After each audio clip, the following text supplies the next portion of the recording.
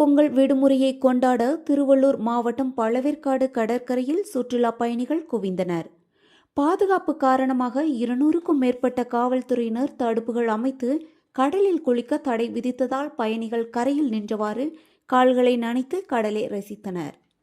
படகு சவாரி தடை காரணமாக பலர் ஏமாற்றத்துடன் திரும்பிய நிலையில் குடிநீர், கழிவறை வசதி இல்லை என சுற்றுலா பயணிகள் குற்றச்சாட்டு தெரிவித்தனர்.